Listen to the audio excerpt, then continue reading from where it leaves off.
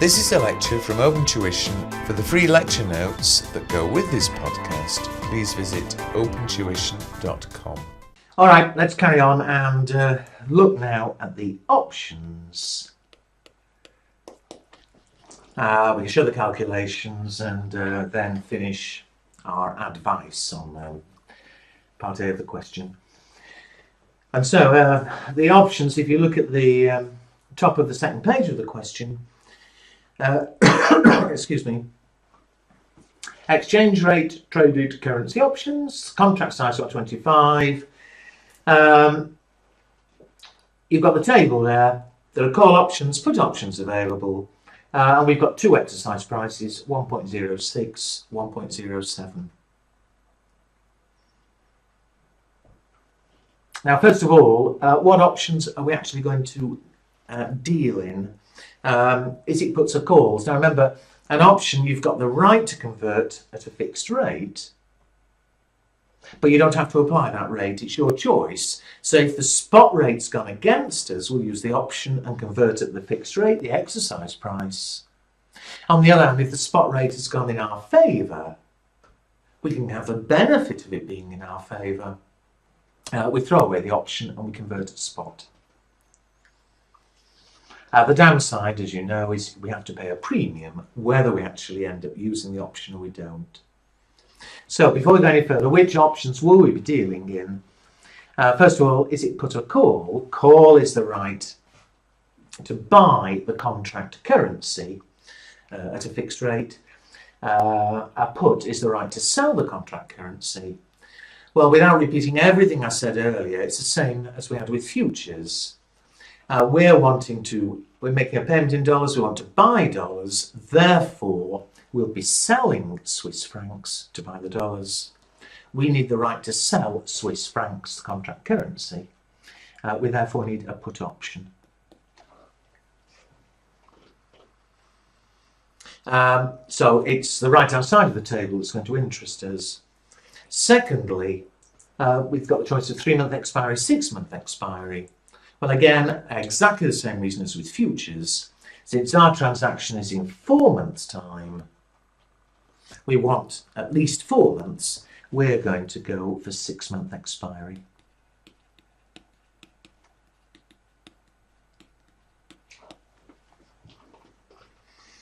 So, there's a little bit of it. The next thing is there are two exercise prices available. If you're short of time, then fine, just do one exercise price. You won't get all the marks for this bit, but you'll certainly get more than half the marks because hopefully you'll have proved you know how options work. Ideally though, try every exercise price. And in fact, because it's the same sort of workings, if you can do one, it doesn't take that much longer to do 2 or 3. You know, here there's only 2 available. So I will work it through on both exercise prices, and I'll do them side by side to save going up and down the screen. But we've got the choice of being able to convert at 1.06 or 1.07.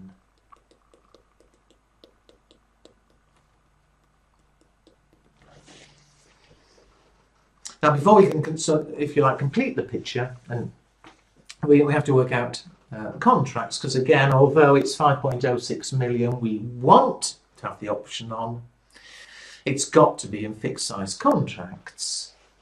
And he does specifically, we need them, but he specifically asks you to say number of contracts. So as far as the contracts are concerned, in the same sort of way as we did with futures, we want to we want the right on $5.06 million.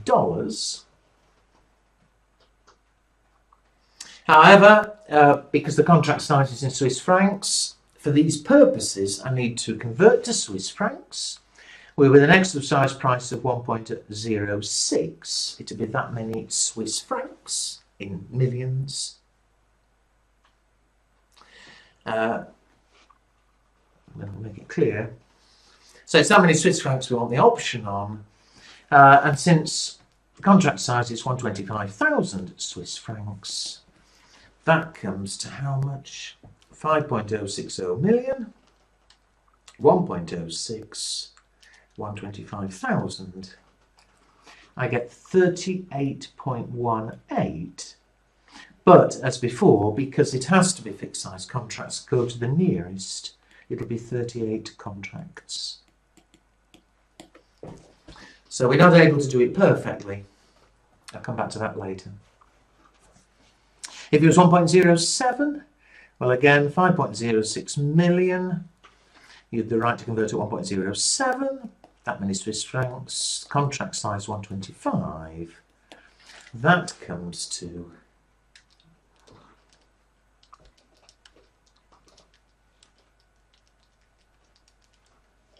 £37.83. Again, go to the nearest. So again, it's 38 contracts.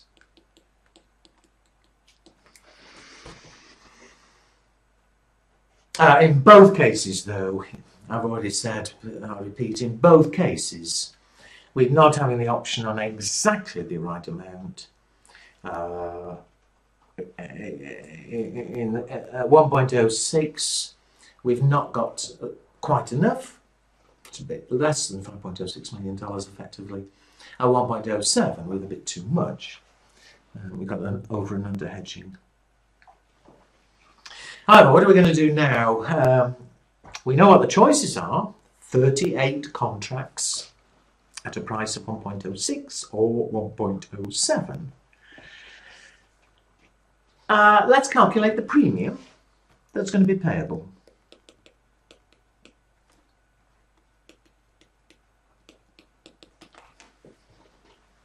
And remember that with options, you pay a premium, you'll pay the premium immediately, it'll be payable today. And this premium's payable whether we end up exercising the option or not. And so how are we going to calculate the premium? My first column, remember, is the exercise price of 1.06. Well, we've got the option on 38 contracts. Each contract is Swiss francs $125,000.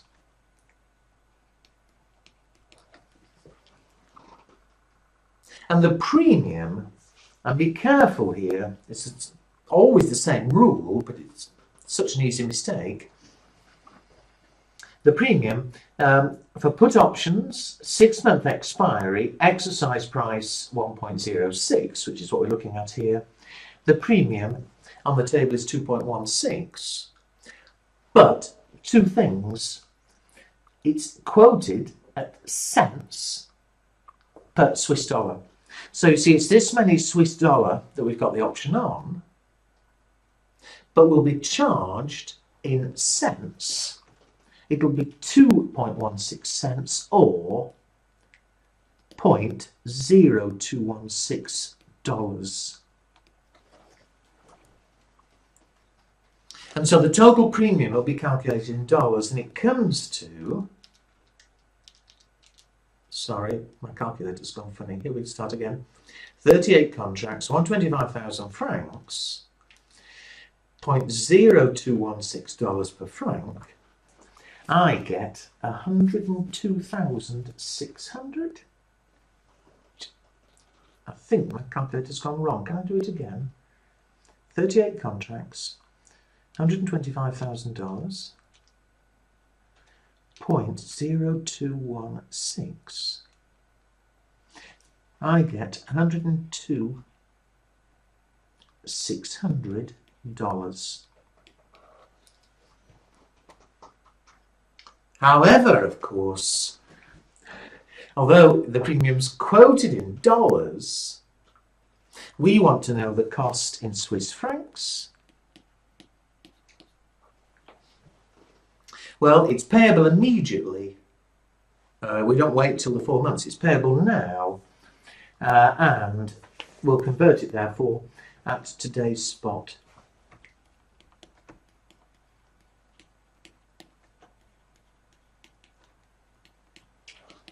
So, whatever happens with this option, we'll have to pay a premium now of 96,000. 474 Swiss francs. Well, having got that, exactly the same sort of arithmetic for the strike price of 1.07, so that's now easy. 38 contracts, 125,000. The premium here, put option 6 months expiry 1.07 is 2.63 cents or $0.0263. So in dollars, the premium is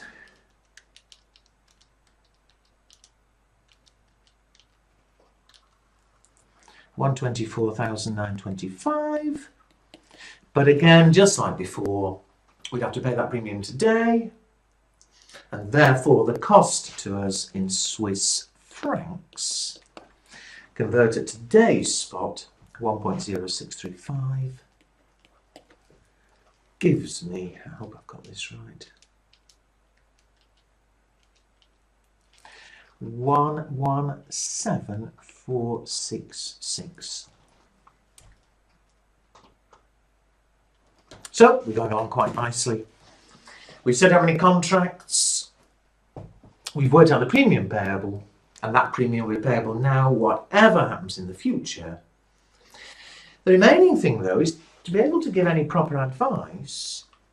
What's going to happen in 4 months' time? And the problem is here, of course, what happens in 4 months' time depends on what spot rate is in 4 months' time. We'll pay that premium regardless, but if the spot rate has moved in our favour, then in 4 months' time we'll convert at spot. If the spot rate's moved against us, then in 4 months' time we'll exercise the option and convert at the strike. Well, I don't know what spot's going to be in 4 months, so all we can really do here is surely show what the worst that can happen is. The worst outcome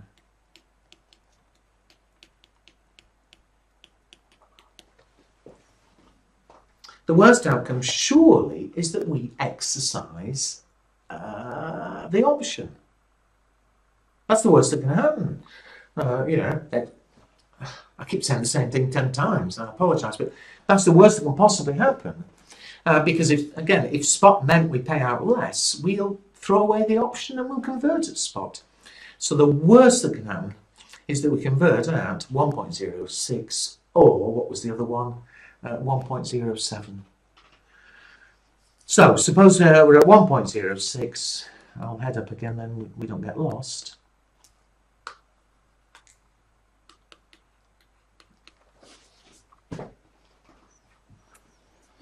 If we do exercise the option, then we were forced to use it if we exercise on 38 contracts, each contract being 125,000 Swiss francs. And therefore the most we can end up paying in Swiss francs is 4.75 million. That's the Swiss francs we'll end up paying if we exercise the option. What about the other strike price, 1.07? Well, as it turns out, it wouldn't have had to be the case, but it turns out it's the same number of contracts. So again, the worst outcome is we exercise, in which case we have to pay 38 contracts of 125,000 Swiss francs, again 4.75 million.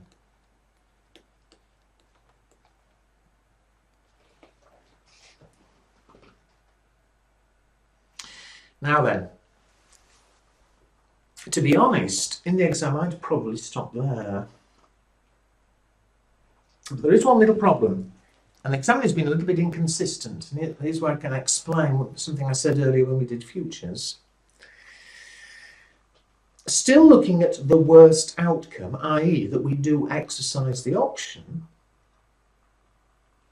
a slight problem is that I said earlier that it isn't a perfect hedge. Now what I mean by that, you see, is at 1.06, if we exercise, then fine, it has to be 38 contracts. We will pay out 4.75 million Swiss francs, but we'll in return, we'll get how many dollars? So exercising, can't spell, means that those 4.75 million are all converted at the option rate of 1.06, which will give us how many dollars? 4750, 1.06. It'll give us $5.035 million.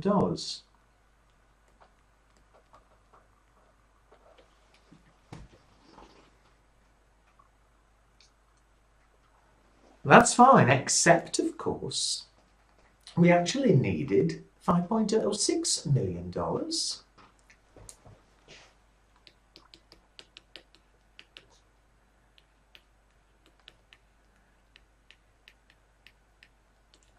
And so we're short by the difference of 25,000.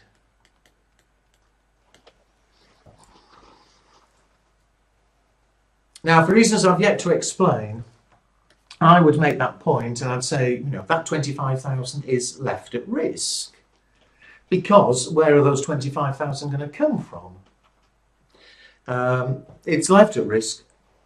We'd have to buy an extra $25,000 at whatever spot is.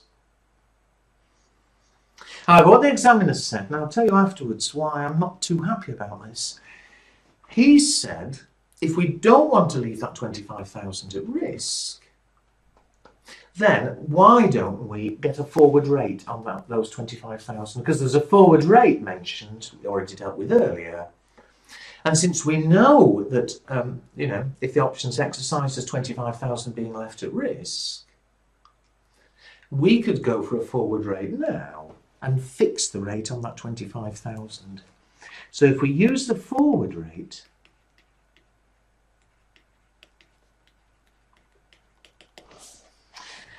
we'll commit to buying another 25,000 at the forward rate that's quoted of 1.0677, and then we'll be certain that that extra we'll end up paying 23415. So these are all payments appreciate. Worst that can happen, we have to pay the premium. Worst that can happen is we exercise the option and we have to pay for, and we then will pay rather 4.75 million. And because it wasn't a perfect hedge, if we'd used a forward rate on the extra, then we have to pay that 23,415. And so before I tell you why I don't like this, the worst outcome is the total we end up paying out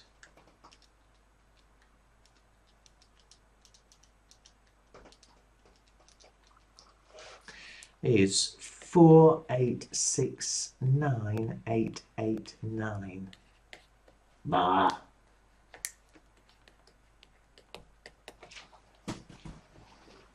Yet again, that's the worst outcome. If spot rate's any better, then we convert at spot. Now, the reason I don't like it, before we do it for 1.07, which is just repeating, I'm not happy with that, about that for two reasons. One is, fair enough, we have under-hedged here, there's no question, and if you are able to get a forward rate, that's a way of protecting yourself against all the risk. But two things. One is, the examiner didn't do that with the futures, and why not? All right, oh, sorry, I can't wind back, I've cleared it, but if you look back on the futures, all right, it was terribly close. Couldn't get quite the right amount, but, you know, because of contracts, but it was terribly close, so, you know, all right, fair enough, ignore it. But it seems a bit inconsistent to ignore it for futures, which seems acceptable, but then to bring it in with options. The other reason, though, which I think is slightly more important, is the forward rate here is an over-the-counter forward rate.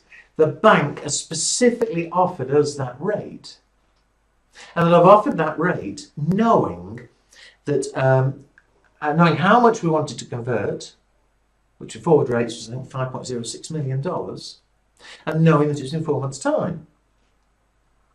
Well, if I now turn to them and say, oh, well, I want a forward rate on just 25,000, the amount of this under hedge, there's no reason why the bank should quote the same rate. You know, the rate they will give us stands to be affected by how much we want the rate to apply to.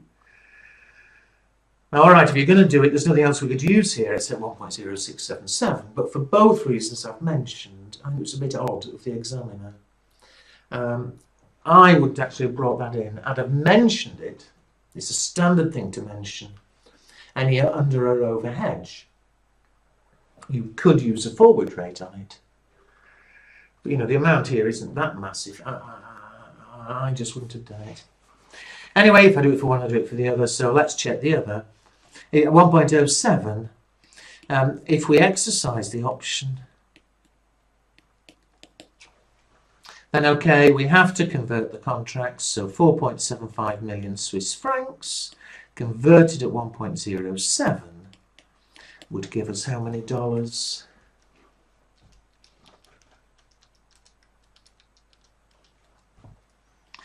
$5,082,500. How many dollars did we need to make the payment? 5060. So this time we've got too much. $22,500. So we'd end up with too many dollars. We've overhedged. And given whether we don't need them, we'd have to sell those dollars, convert them back into francs. So using the forward rate again, despite everything I said a minute ago, we sell those 22,500 and we therefore get back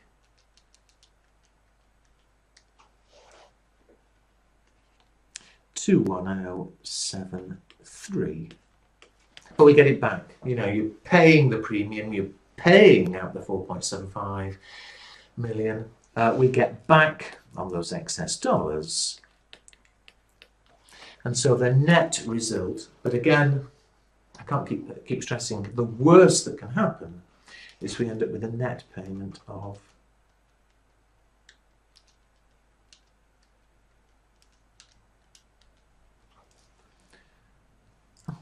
can't add up. 117466 plus 4.75 million less 21,073. There we go. 4846393.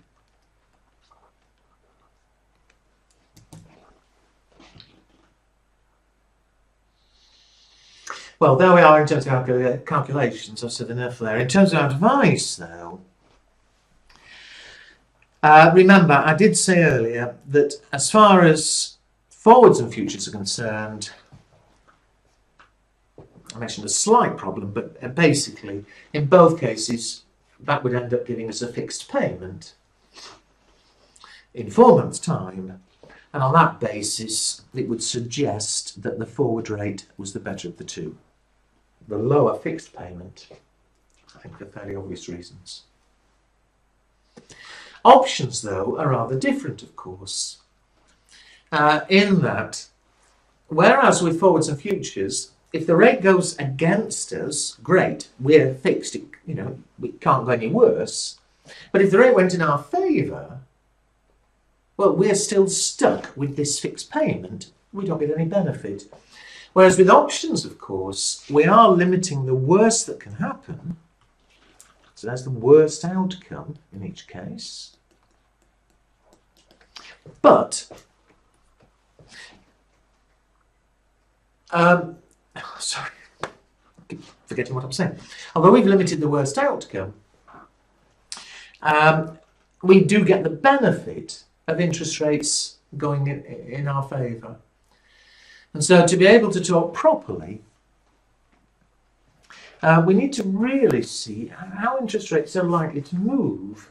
And we can do, because one bit of information I've not used anywhere was about 6-7 lines from the bottom on page 1 of the question. It tells us the current spot is 1.0635 dollars to the franc. But it also tells us the inflation rate in the US is 3 times higher than the inflation rate in Switzerland. And so, of course, from purchasing power parity, we can predict, we may be wrong obviously, but we can predict which way the exchange rate is likely to move. Because remember, the exchange rate in a year's time, for example, it's currently 1.0635. Because it's dollars to the franc, it means that if the inflation rate, it's 1 plus the US inflation rate over 1 plus the Swiss inflation rate. Well, I can't put numbers in here, but if the US inflation rate is 3 times higher than the Swiss inflation rate, it would suggest that the exchange rate is going to increase.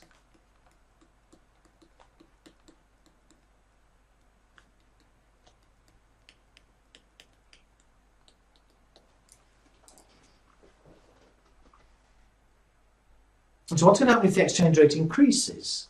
Well, of course, the higher the exchange rate is, the better it is for us. Because we're paying dollars, we're going to divide by the exchange rate to get the Swiss franc equivalent. And so, the higher the exchange rate goes, the better it is. With forward rates futures, we're not going to get the benefit. With options, we can get the benefit because we throw away the option.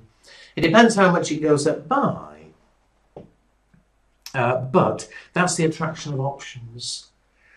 As to which is the better of the two options, well, in one sense, the Swiss franc, the 1.07 strike is better because it's a lower maximum.